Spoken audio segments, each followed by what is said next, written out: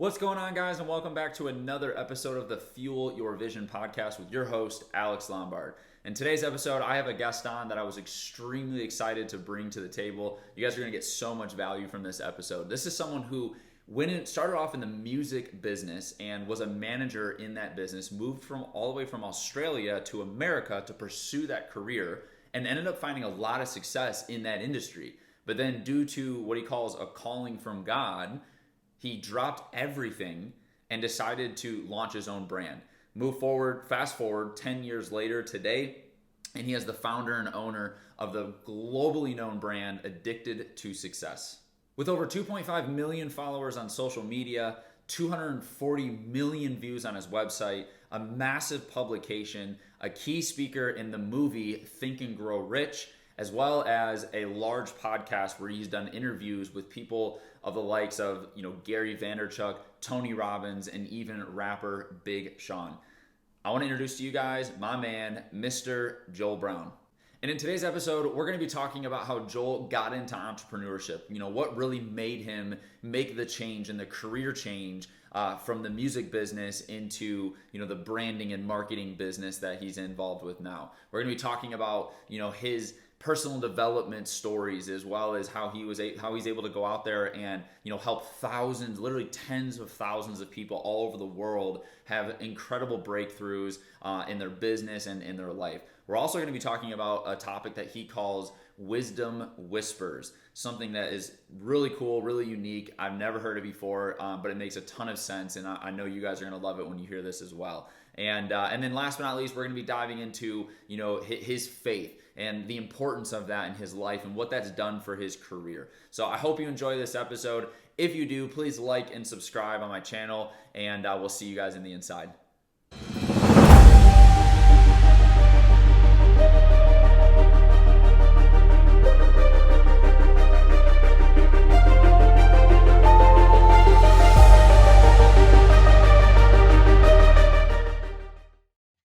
What's going on, everybody? Welcome back to another episode of the Fuel Your Vision podcast with your host, Alex Lombard. Today, we are honored to have the myth and the legend himself, Mr. Joel Brown, out there. You're in Bali right now, right? Or is it Australia? Yeah. I forget. Thanks for having me, brother. Yeah, I'm in Bali, Indonesia. Cool. Bali, Beautiful. Indonesia. Just went there for my honeymoon. It was amazing. This guy helped me out a lot. A good time, man. Yeah, Good time. It's hard not to have fun here. There's so much variety, and it's paradise, man. So I'm excited you got to experience that too. Yeah. Highly recommend it too. Anyone listening to this, your next big trip, make a trip to Bali if you have not been there. Honestly, it was phenomenal. So awesome, man. Well, yeah, thanks for being on here. I love to start, every show with each guest kind of just diving into, their backstory, right? Because you have a lot of incredible accolades, man. We're going to jump into all that stuff. But prior to that stuff is what interests me, and I think helps a lot of people as well. I want to hear a little bit about your story. Who were you before the Addicted to Success, before the Joel Brown that people see, today on social media and in real life at your events? Give us a little bit of a backstory. Again, grade school, high school, college, up to kind of where you're at today. Yeah. I'm the same dude at the core, man. I'm just more evolved. That's the short answer. That's just the short answer. I know like, recently I had a conversation with one of my friends. He's like, man, you've changed so much. And I said, man, I haven't changed. I've grown, like there's still that core in me of like the excited young teen that loves to create. There's that guy that, loves to hustle and loves to, really test the boundaries and push the limits. And that's everything that's there. And obviously with it, like I've had to learn how to remove my limitations and my, let's say crappy programming over time as well. Sure. But the way that I did that, if we could kind of rewind it back even more before Addicted to Success, was at 7 years old, I watched this movie. It was a classic movie called Space Jam with Bugs Bunny and Michael Jordan. Yes. I don't know if you've ever seen that. It's such a classic movie. But I remember for the first time in my life, and if you're listening right now, think about it. When was the first time you ever felt inspired to follow your dreams? When you watched a movie or read a book or whatever it may be. That there for me was like the catalyst to start exploring of how I could better myself in life. And I remember getting the Michael Jordan biography book called Rare Air from my mom for my birthday, because I expressed so much interest in wanting to play basketball, and I was so inspired by this movie. So she just kind of took me on this route of, look, read these books and learn to do what they did in order to be able to get what they have. And I remember just like reading through this book and seeing that Michael Jordan had habits that he stuck to, that he would train with people that were better than him in certain areas so that he could become the best. Like he would have, early morning rituals. He would surround himself with, great people, and he had this like no limit mindset. And so I really started to embrace that at a young age. I remember my mom giving me a book called 50 Ways to Make Pocket Money. And I damn near tried like 13 or 14 of the ways. I was, going in and doing garage sales, and I was like mowing lawns, and I was, walking dogs. I was making dog biscuits and selling them. And, I made money from helping my next door neighbor out with his job. And I remember getting, $25 at the end of a full week's work. And that to me was just so much money at that point in time. I remember going to the grocery store and buying Toblerone chocolate bar and mint patties, and going around and knocking on my neighbors' doors and selling it to them at double the price. And I just remember turning my $25 into 50, my 50 into 100. I remember going and buying these like Fleur 96 rare basketball cards and hustling them at school and selling them off at like triple the price. I just didn't see any limits, man, from a young age, and I think half the time when I was on these little ventures, my parents didn't quite understand what I was up to, but they still supported me, They didn't give me much, next to much, just books, and they gave me support and love and a roof over my head, and they just let me, do my thing. And I think what that really taught me was to be resourceful, in life. And I ended up bringing that, let's say, skill set that I developed into, a new space. When I started producing music, I started managing songwriters and producers. I was DJing. I had a radio show when I was 17, 18 years old. And, I just saw, like I said, no limits. Like I just would find ways to network with people. I'd find win-wins. I'd find ways to exchange value. And ultimately what happened was we ended up getting signed under a subsidiary of Atlantic Records with a huge Grammy-winning producer. And I ended up flying out to Miami, Florida at 20 years old and living out there for a couple of years and traveling through the US and going into these record exec meetings and working in the studio with people like Usher and Pitbull and, Nelly and Kelly Rowland and all these, big artists. And I got to a point where I woke up, this is like about 2.5 years in, I woke up every morning with this knot in my stomach and this looping line in my head of, you're not supposed to be here. And I had to pay attention to it, man. I call it the whispers of wisdom. It's like, God is guiding you and pointing you in a direction that sometimes we don't want to go that route, but there's resistance, but we know it's the higher ground and we know it's the next chapter. And so it got so loud in my mind to the point where I was like, this isn't a fear. This is actually a calling, and there's a big difference between a fear and a calling. And, your fear is like, it screams so loud in your head and it tries to pull you away. Whereas the calling is like, it starts as a whisper and it keeps whispering and whispering. And I had like all these like new realizations and revelations, and I ended up going in and telling my producers and songwriters, hey, I'm not doing this anymore. And then I told my family and my friends. Everyone thought I was crazy. And I said, I'm going back to Australia. And they're like, what are you going to do? I said, I don't know. I'm going to start from the ground up. There's something else here. I don't know what it is, but I trust and believe. And I say this often to myself when I step into something new. I always say, trust and believe, trust and believe. And that was a big turning point for me when I made that decision. That was the first time I ever really placed bets on myself and didn't rely on anybody else for me to be able to achieve success. I started to step in and really sit down and go, what would I love to create if anything was possible? Yeah. And this is when I was working in a sales job. I ended up meeting Jordan Belfort, the Wolf of Wall Street, and he challenged me for the first time ever in my life to cast a 10-year vision for my success. He said to me, goals are good for short-term achievements, but a vision is great for long-term success. And that resonated so deeply with me because I was so sick of kind of going in and out of things all the time and doing these like little short-term wins. I was like, hey, I want long-term success. So I casted my vision, man. I casted a vision that day. This was a good almost 10 years ago now, to create Addicted2Success.com. I value self-development, contribution, teaching others. I love that, man. I love it. And I realized, like, if I'm good at computers and networking, I can create a website, I can bring people together, we could create a movement around this idea of being on a relentless pursuit for your success, for having a vision. You have Vision Wall, the Success Club, right? You have these brands. Like, that's everything that I was aspiring to create, was like the movement around this like great philosophy and ideal. And we're almost 10 years down, like I said, down the line, and 246 million views worldwide on the Addicted to Success website, almost 4 million players on the podcast. And more importantly, man, there's so many people that have been a part of the movement that now have gone and created their own brands that are inspiring and bringing positivity into the world. And, I can't do it myself, man. There needs to be a ripple effect. My man, that got me fired up. I love that. That was amazing. Okay, I try to make it in a nutshell. There's like a lot of different things that happen. Yeah. There's so much. Like, you kind of, every time you would go into like a new little segment, I'm like, oh man, I want to bring that up.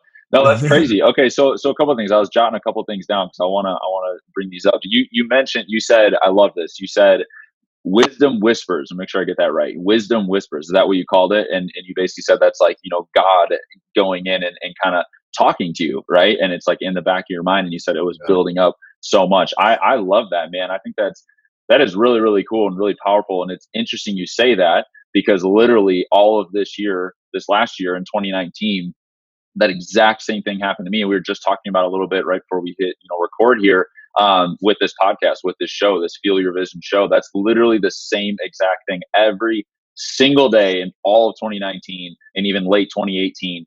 I had this like, voice in my head that just kept saying that, like, I need to do this. You need to go in this direction and start building this. And so it's fascinating that you just said that. And I love that. It's probably going to be the title of this show, Wisdom Whispers, right? That's what you said. The Whispers of Wisdom. Yeah. Whispers of Wisdom. There we go. That's awesome, man. I love that. And so you mentioned you went from, when you were doing the music stuff, you were DJing or singing? No. I wasn't, definitely not singing. I think I'm a good singer in the bathroom, but that's about it. No, I was managing songwriters and producers, so I was involved in the business side. Yeah. So negotiating, hustling. I mean, I could produce music. I started out producing music. That's how I had a good understanding of what was required to be able to do that. Yeah. Then I started getting super strategic and finding songwriters to record demo tracks over beats, and then we would sell either the full track together, and then the artist would then re-sing it or re-rap it, because some of them were rappers as well. Yeah. Or it would end up being that like the background beats would be produced. Wow. So that's essentially what it was. Yeah. That's crazy, dude. That's awesome. So you found, it sounds like some pretty good success, especially at least at that age, flying across the world, coming from Australia over to America, and then going out there and touring. You named off some pretty big names, and you got to be in the room with. That's pretty incredible. And you left all of that because of that voice, right? You just, over time, it built up, and and the feeling, right? There wasn't any sort of like exit. Like, you were just like, dude, I gotta go. I gotta do this. I gotta follow this passion. Yeah. I remember I started to share. I met Pharrell Williams in Miami.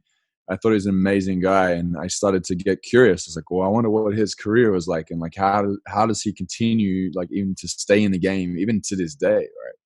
And I remember looking up, things about him, and I got really like intrigued and curious about how his mindset was so expansive. And I did this thing where I shared like there was an article where he was talking about the massive mansion that he just moved into in Miami, and that he like built his business off his passion, and he talked about like his mindset and everything. I thought it was great, and I shared it on my Facebook. And I remember someone close to me saying to me, I don't understand why you share this stuff. Like, what's your problem? I'm like, what do you mean? And it's like, it's just weird that you share this stuff, like other people's success. And I'm like, well, because I think it's really inspiring. And I'm not looking at it as I'm looking up to him. I'm looking at it as like, that's cool that that's possible. And that was the first time I realized, I'm like, wow, I'm seeing this very differently to a lot of people. So that's why, from that moment, there was this hunger that started to go, well, like why. I started to question, why am I so intrigued by this? And I think that that's really the thing where like you got, you know, the whispers of wisdom, the tap on the shoulder, as my friend Peter Kelly says, and like you kind of start to lean into it more as you hear it more, and you start to notice these like revelations that come up, and you need to start questioning it. Like, why am I so intrigued? Like, what else is here? What is it? What kind of path am I being taken down now? You know? And I feel like when you are passionate about the thing that you're consuming your mind, your time, your energy with, there's this like energy in itself that comes with it that allows you to be creative around that space, you know, because I've tried to force things before and I'm not inspired and I'm not creative. But when I know that I'm at least curious or intrigued, this energy starts to build around it where it's like, hey, let's get creative here and let's bring this to, you know, the world in a way where we can package it up and teach others and share it with others in a way that's really powerful and impactful. And that's what happened. It's like a snowball effect where I started to have more of an understanding of why I was so intrigued by people that were achieving success. And I started interviewing people and I started sharing that. And then I would go and read books and share paragraphs from books and then turn them into articles and then turn them into videos. And I started shooting videos myself. And it just started to snowball more and more to the point where I was coming up with my own concepts. I was testing my own life experiences and teaching frameworks around the things that I had experienced to be able to get people results in their life. And it just gotten bigger and bigger. And I think that a lot of people that are listening right now, you may want to start your own business, or you may want to, you know, be an online, you know, entrepreneur or a leader in some, you know, way, shape, or form. And it's not always like you go straight to the top and it's like you become this person here in the space of a year. It doesn't happen like that. Like everything great that you hear about me and the things that I've been able to achieve and the impact that we've had, it's happened through evolution. You know, it's evolved over time. And what's really cool about that is I don't think we're supposed to have everything at once. Because if we did, we wouldn't know how to hold it. We wouldn't know how to. It'd be like having like a superpower, being like overwhelmed by your superpower and like destroying everything because you don't know how. Wouldn't be grateful either, probably. Yeah, exactly. So, you know, the awesome thing, Alex, is that like you are where your feet stand. You know, like everything that you have within you, you get to take with you. Right. And you go and move into different spaces. And it's about the person you've become. It's not what you have or what you do. And I've had to learn this even with Addicted to Success. And you said, you know, who's Joel Brown before Addicted to Success? My goal as well, like my personal goal is how can I just be Joel Brown? Like not even Addicted to Success, just Joel Brown. Like who am I without all the accolades and everything else? Because it's something I've had to learn recently of just like not setting myself up for others to have a huge expectation of who I am, because I'm putting my own self on a pedestal without even knowing it. And then if I just have one human moment, you know, people are like, oh my gosh, I can't believe that Joe did that. Or I can't believe that Joe isn't the guy that I thought he was all along. It's like, I'm not perfect, man, you know? Yeah. And it's something that you struggle with at some point when you start to build your business and you get to a level where, you know, you have a lot of exposure. I'm sure you've probably experienced it as well. It's just like, let me be human. Right. Yeah, absolutely. Especially in, you know, today's world with social media. I mean, that's kind of where I've had it the most. And I'm assuming you a little bit as well. Just, you know, having a big brand, you know, going to events, meeting people, and you can kind of see that side of it. And like you said, it's important to always, you know, stay humble, stay grounded, and, you know, realize that you are just a human, right? You know, and so, yeah, man, no, that's amazing, dude. That's amazing. And I want to touch on, you talked about like passion, and forcing things. And I feel like, cause you know, my show is is definitely catered to a lot of the entrepreneurial, young entrepreneur type, minded people out there. And I know for me, I definitely went down that path and even still struggle with it, where it's like, I will force things because I see the dollar sign, but it's not necessarily something that I'm excited about. And I think a really good way to know, because I've been asked this too, is like, how do you like actually know? Like, I'll feel excited about something for a little bit or when I'm doing it for a minute, but I'm not really sure if it's my path or what I'm supposed to do.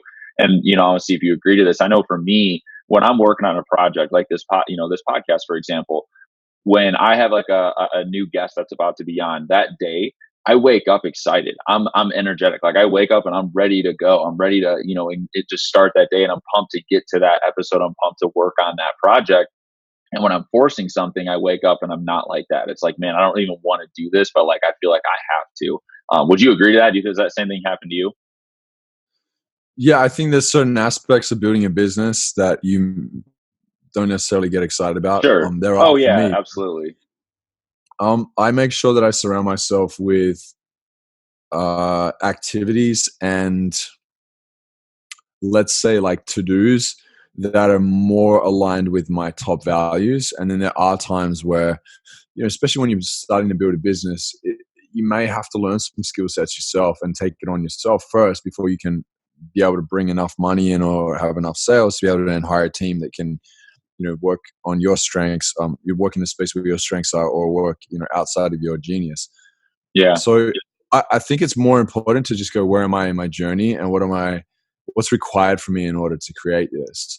And if you feel like it's going to take you 10, 20 years of sitting in something that's not in alignment with your values or outside of your genius, it's probably not going to be exciting for you, and it wouldn't be fun. Like, I've worked with people in the past, and even my business partner now, Emil, there's times where we've been challenged, in business. And I said to him, like, if this continues on for like months on end, like let's really be real and go, hey, if this isn't fun anymore, let's not do it, because that's what it should be. And you reach a certain point in business too, where it has to be fun, bro. Like, you get all your establishments in place, you get your business systems, you got your team. You don't want to keep struggling all the time. You don't want to always be bootstrapping on every occasion, unless you like that ride. And I think a lot of entrepreneurs, once they have established a couple companies or a few companies, they're wanting to have more flow and ease in their life rather than starting from the bottom all the time. Right. Yeah, absolutely, man. No, and that's key, dude. I love that. I think that's important because there's like that fine line. You got to be passionate, you got to be excited, but at the same time, you also got to be willing to do things that other people aren't willing to do if you really want to go out there and make it. So I love that. It's really good, dude. So talking about your brands, let's dive into this a little bit. So Addicted to Success, 240 some odd, million views on the site, man. You've had crazy, crazy success with that. Obviously, like you said, it's not an overnight thing. Took you almost 10 years, right, to get there. It's consistency and persistency, but you're at a point where this thing is, it's blowing up, dude. I mean, I've seen your stuff for years. You've been in the game longer than most of these, people on even just Instagram or any social media out there. And, so much respect there, man. But what I'm curious about is how, like, what did you start with? Because like right now you have a lot of stuff, right? You have your blog, you have your podcast, you have, your coaching, you have speaking, you have all these incredible things that you do. But where did it start? What did you start with when you started that brand? Was it just an Instagram page or was it a podcast? No, I started with addicted2success.com. So I started with the website. And and when it comes to social media, I started on Twitter. And I still am on Twitter. I love Twitter, man. It's such an amazing environment. And I think a lot of people discount it. I use it a lot as a testing ground. I put up a lot of content on Twitter and see like what resonates. And then if it resonates, then we go deeper and expand on it on addicted2success.com. And interesting. I also use it as a testing ground for my own personal brand as well to see what resonates with my audience. But yeah, man, like that single focus of having that one platform in the sense of it was a website. Some people will go, I'm going to start on a website or a YouTube channel, or I'll write a book or whatever it may be. And they're just flooding their plate with way too many things. I often would preach to people even way back then, like, yo, just one thing at a time. Just really master it and go in. And so I was committed. I knew my 10-year vision. I was just committed for the first 3 years to work on addicted2success.com. And I did. I wrote over 700 articles myself. And I ended up, encouraging and inspiring other contributors to come in. Now we have a consistent flow of contributors. I mean, that was happening like 8 years back. But, it's just this thing where people want to be a part of the movement. You've got to create a movement around your brand. It needs to be magnetic. And one of my friends, Sally Hogshead, she is an incredible marketer. She said, it's easier to be different than it is to be better. Like, stop trying to be better than somebody else, focus on what's different, what makes you more of you, what's unique about you, what gives you your magnetic, pull. What is it that you've overcome that you can share in stories that will inspire others? And often when I speak at events, it's not my achievements that people get inspired by. It's how I broke through my breakdowns, So knowing that, I just embrace life as much as I can, bro. I embrace it. And then I get to share it on the platforms that I've created to be able to reach more people, to inspire more people to keep their head up and not give up. I mean, that's what Addicted to Success means, is to never give up. Yeah. So, I love it. It's an incredible name, man. It's incredible. So with the podcast part of it, when did that come about? When did you start that? Because you've had some incredible guests on there. Yeah. So I interviewed Farrah Gray. He's a multi-millionaire entrepreneur. The guy made millions at like 13 years old. By the time I interviewed him, he was like maybe like early 30s or late 20s. And I interviewed Farah in Vegas. I went and took my video camera, set up. The audio is terrible on it. The interview's somewhere online.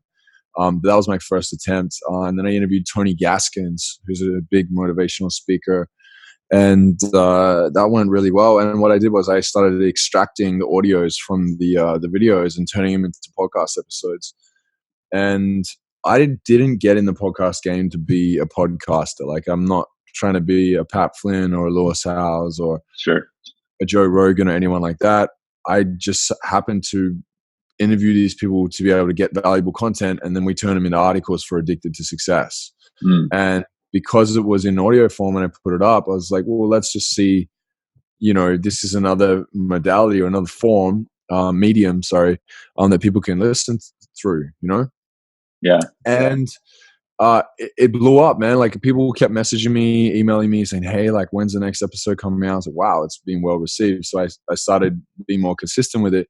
What I found was it was bringing a lot of value to my audience. A lot of my audience started sharing the podcast episodes with their friends and family and followers. And I started to learn a lot more too myself, because, imagine sitting on a line with, Tony Robbins for like 40 minutes, or hanging out with Gary Vaynerchuk, and then having conversations with these guys after the interview and getting mentorship from them.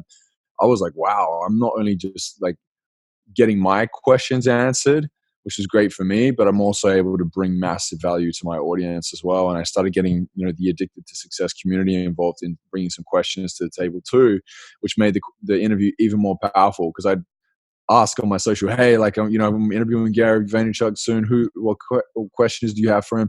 And then they would send it in. I would choose like the top 2 or 3 questions, and it would just make the interview really powerful too. So it was cool. I could collaborate with my community.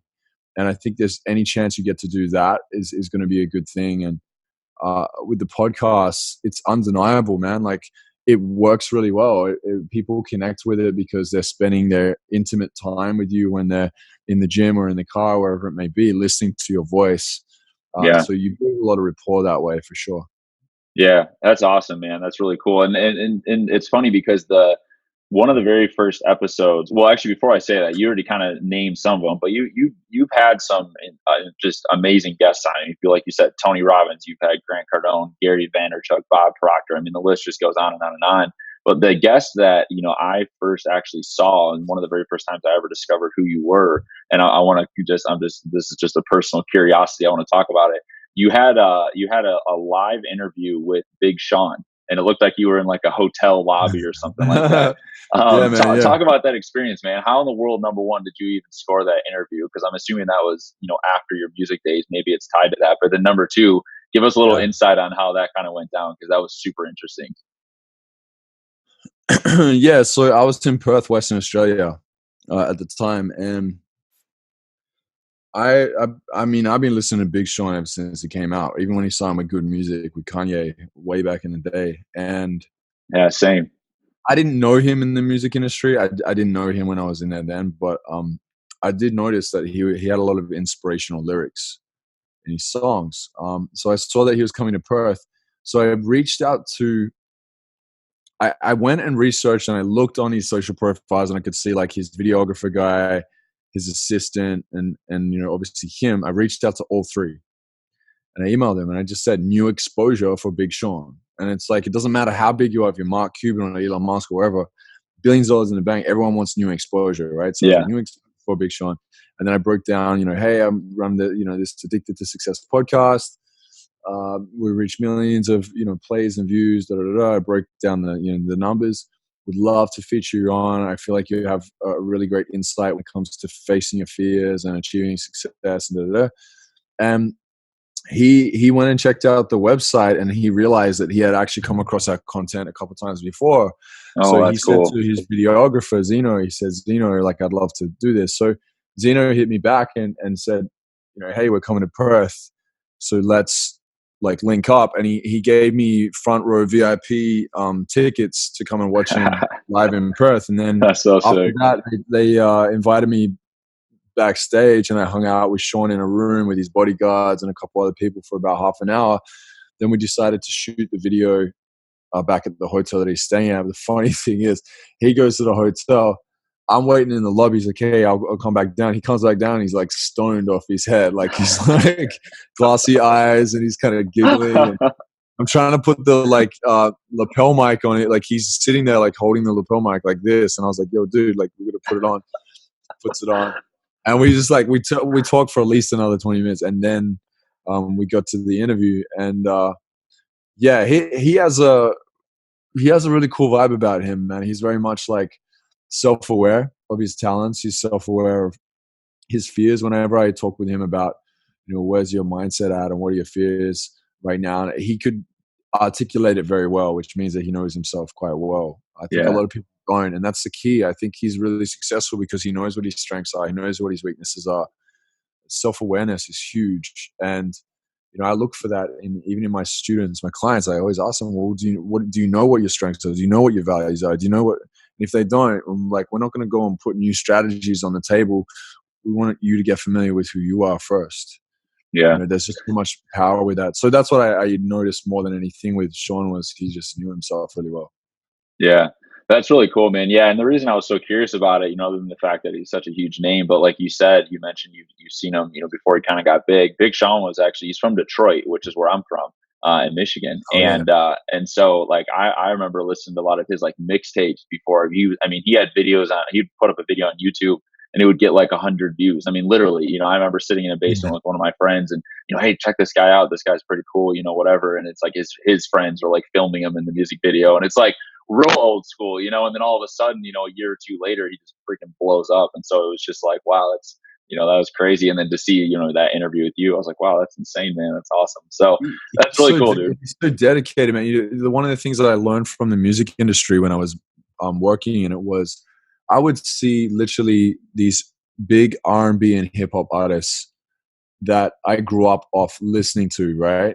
And then they come into the studio and I could see the desperation in them. And this wasn't all the time, but it would be sometimes. And I had this like, concept or perception of like, oh, they're like this, they're crushing. And then when I meet them, great people, at the same time, they're like, I really need a hit. I need a hit. And it's so funny because even that word, I need a hit, they're talking about they need to put another hit out. But to me, I'm like, wow, it's like a drug. Like they need the hit of the drug in order to get that high again, that feeling again, to feel like they're back on top. Yeah. And I was like, wow, this is like kind of what it is the fact that they were big back in the day, but they're kind of like a nobody now.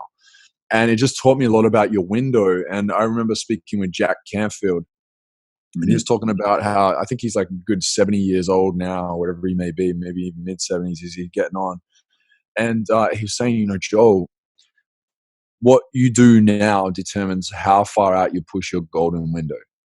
And, like back in the day, I could have just wasted my time, whatever, for a bit. And then I ended up, getting my butt in the gear. And then, here we are.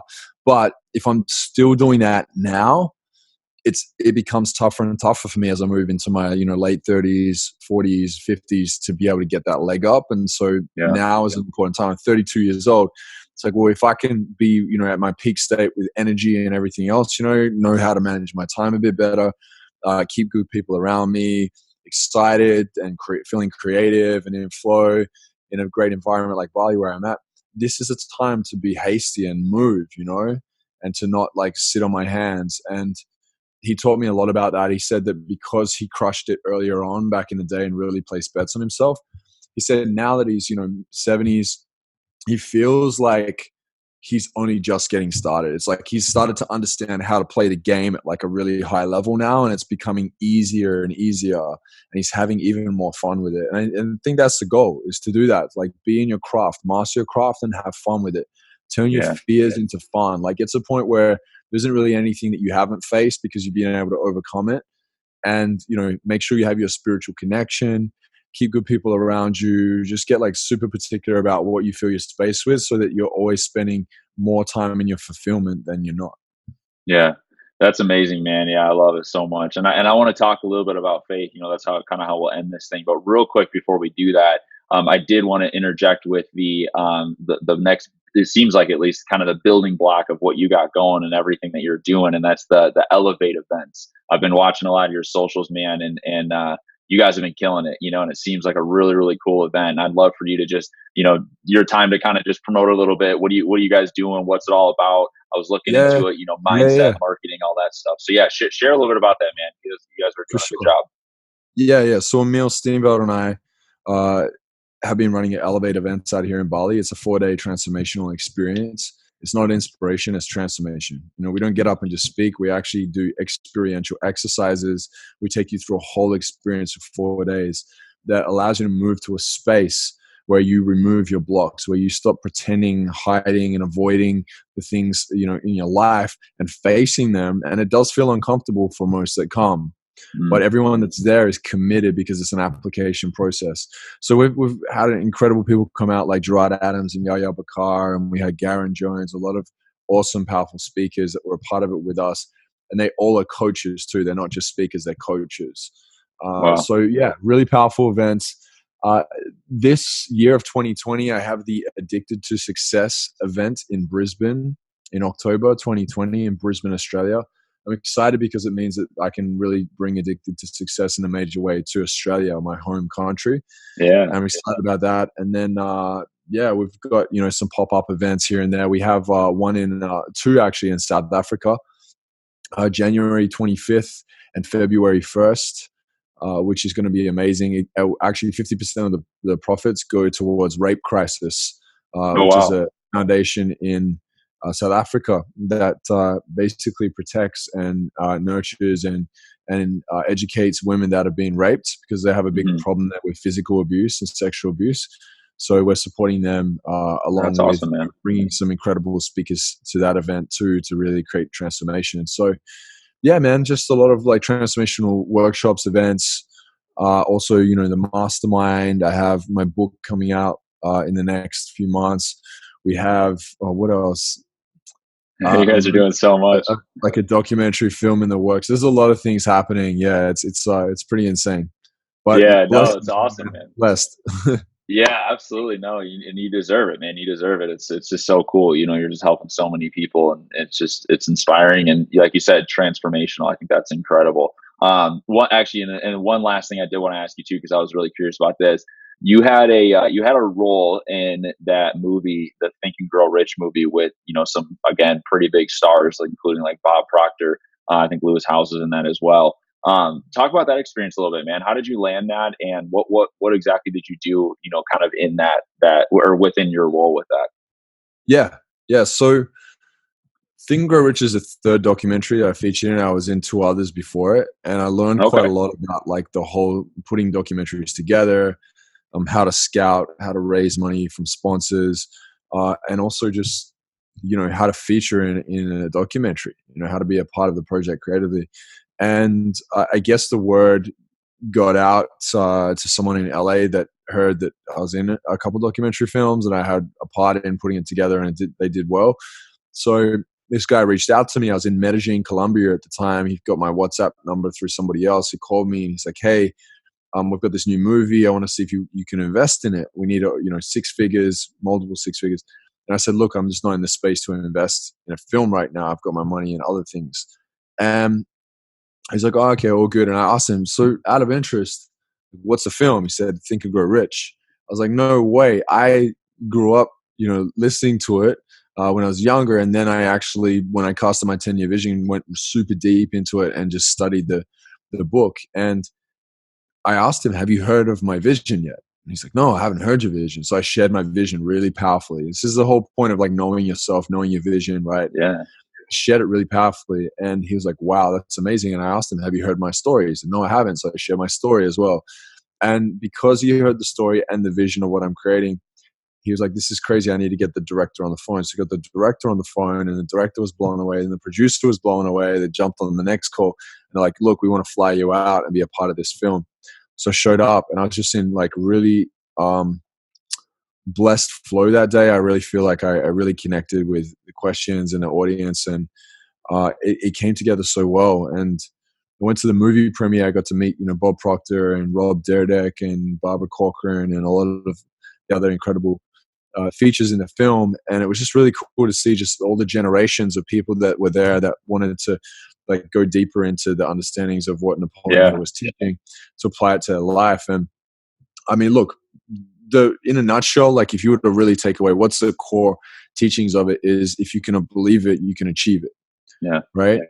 And Bob Proctor says, if you can hold it in your head, you can hold it in your hand. And I love that because I've just seen it happen so many times with not just my life, but also my students that I teach the vision process to, when they sprinkle it with some faith as well, when they like really go in and really commit to their vision, and it disciplines them and it chooses their friends for them, and they know what to say yes to and what to say no to.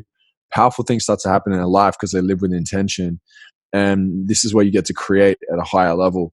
So that's what the movie portrays, and I'm just so happy that I was a part of it. And if you haven't seen it yet, or you haven't even read the book, the movie actually is great if you haven't read the book, because we basically have actors in it that reenact each chapter from the book. So you get to learn about the whole book and everything, all the great teachings in the book in the movie. It goes for like 2 hours max. So yeah, I think you go to tgrmovie.com or just type in Google Think and Grow Rich movie and check it out. You can stream it online, access it online. I think for like $47 or $37 or $97. Yeah, definitely worth it. No, that's awesome, man. What a cool opportunity. So I wanted to make sure I asked about that. And so that's amazing. Yeah. So kind of moving into this last segment here, man. I want to talk a little bit about faith with you. And the question I have is, how important, you talked about being blessed, you talked about, connection with spirituality, you talked about vision, you talked about a lot of, different things on the show. So with the core of it, how important is faith in your life and in your business day to day to you? It's everything, man. It's everything, because I know what it's like to not have it, and it sucks. To have it is just a whole different experience in itself. I think that we're blessed, whether you believe it or not. I personally don't believe that we're just here dancing with our DNA. I don't believe in evolution. I don't believe we just popped out of nothing and evolved over millions of years. I believe that we're here for a reason. And when I think about that, man, I think about, God and his infinite wisdom and his almighty power have given us gifts. And I know it because I see it all the time with my students. I see them unleash it. I see people that have had incredible breakthroughs. I'm about to jump on an interview with a guy called Nick Santonastasso, right? And he's traveling now with Tony Robbins all over the world. Date with Destiny. He has, no legs, one arm. And I do know this guy. Yeah. And he's a badass, man. Like, I just see the things that he's broken through, things he's been able to achieve. And he could have sat there and gone like, oh, well, this is me, this is it. But he didn't. He has faith. He has faith that he's here for a reason, and he gets into life. And I just look at people like this as an example all the time of, you could look at it in two ways. Oh, he was cursed because he has this. Or you could look at it like he's blessed because he has the understanding and the insight to know that he has the gifts that are given to him. And some things do happen that we don't understand. But when you have the faith and you hold that in your space, and you hold the fact that, like, I don't know everything right now, but I get to know it in time. I just have so many experiences that I've experienced where I've seen miracles unfold before my eyes. I've seen prayers answered.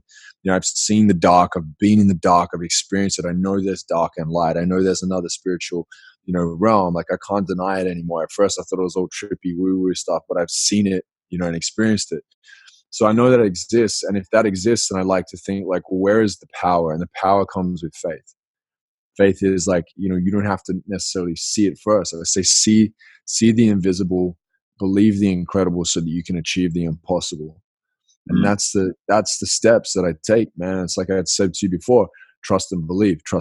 When I step into a space that's new, I'm like, trust and believe. And that's like my prayer, because I've had times where I've got up on stage and, I've spoken in front of a room and I bombed, and maybe other people might not think I bombed, but I feel like I bombed within myself. And I know it's because I've made it about me. And when I pray to God and say, God, use me as the vessel, come through me and support me, encourage me, inspire me to deliver what needs to be heard on the ears of everyone in this room today, then I take the pressure off myself. It's not about me.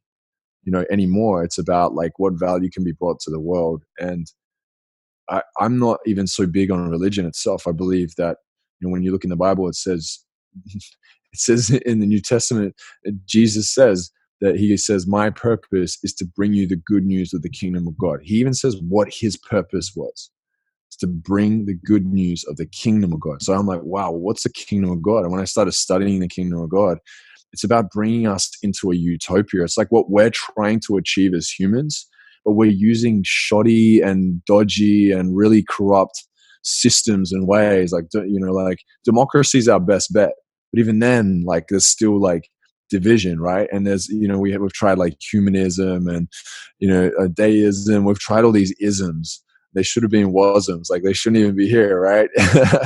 and the thing is, we try it as best as we can as humans, but I feel like we're not going to get there unless we have something greater than ourselves on our side. And I always like think about that of like, man, I'd love to each and every day as consistently as I can show up with that greater than myself on my side, which I believe is God. So that's my Amen, faith. brother. Yeah. Amen, brother. Amen, brother. That's a huge piece of the show, is combining the faith aspect with the entrepreneurial aspects. You absolutely crushed that. Awesome, man. All right, I know you got to roll here soon. So last two questions I have for you. I ask these to every single guest before I let them go. Number one, how do you define a visionary?